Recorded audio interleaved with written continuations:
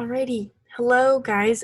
For my project, I decided to do an article that I found on the New York Times, and I found that New York Times had a lot of really good multimedia stuff that were similar to our projects, like with storytelling, but with all sorts of multimedia. And I'm a big fan of like travel and cool nature and stuff, so I found this one particularly pretty appealing.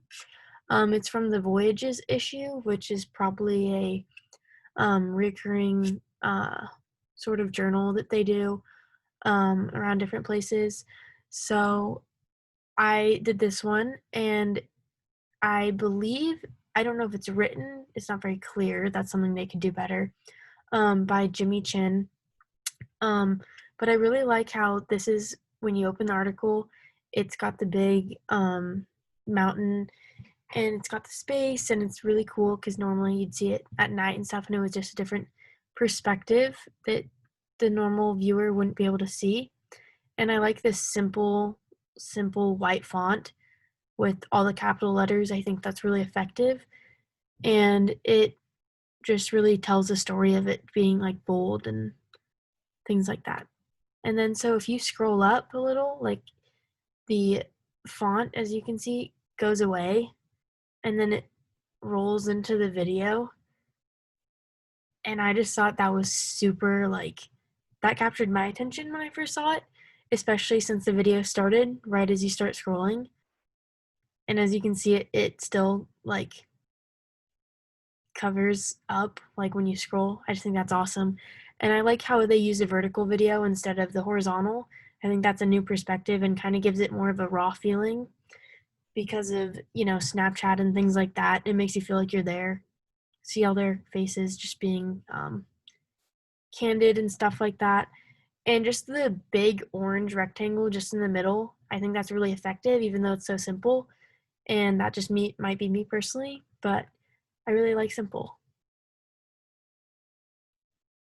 And then, so if you scroll with two fingers, obviously, as you go across, it goes, the, what's it called? Text goes across, and it says like the journalist, and you can go back and forth. And it's a climb in the Tetons with Jimmy Chin, Conrad, Anchor, Savannah Cumins, and Manoa.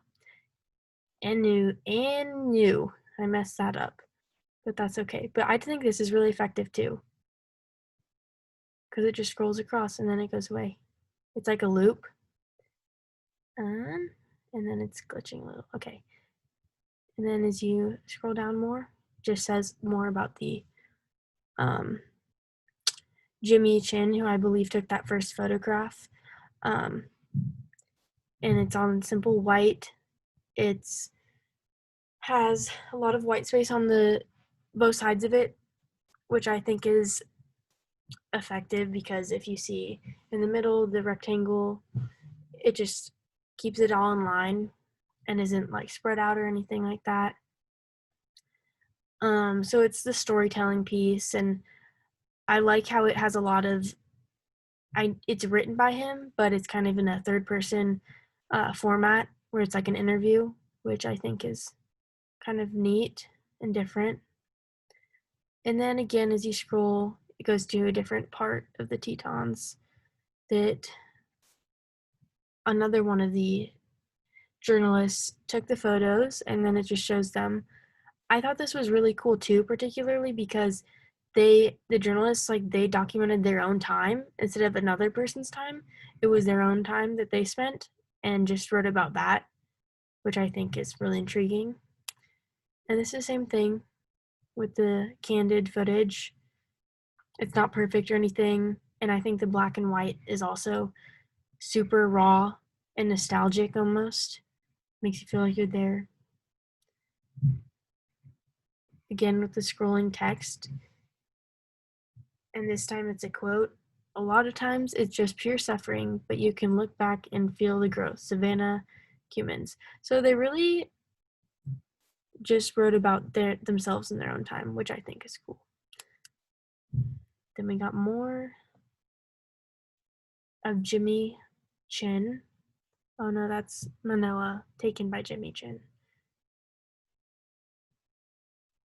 And then this talks about Jimmy and how he's a filmmaker.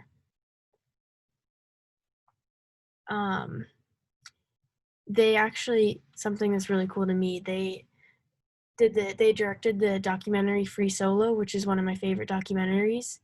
Um, and it's about a guy named Alex and how he free soloed El Capitan in Yosemite, which is really neat. And he's going on adventures himself and writing about it, which just shows anyone can be a journalist. More photos,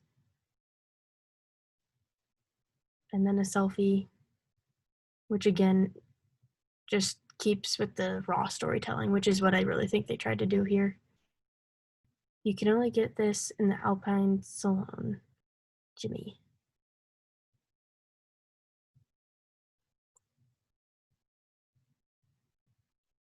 And so the rest of this is kind of the same formatting, but I just think this was all really effective,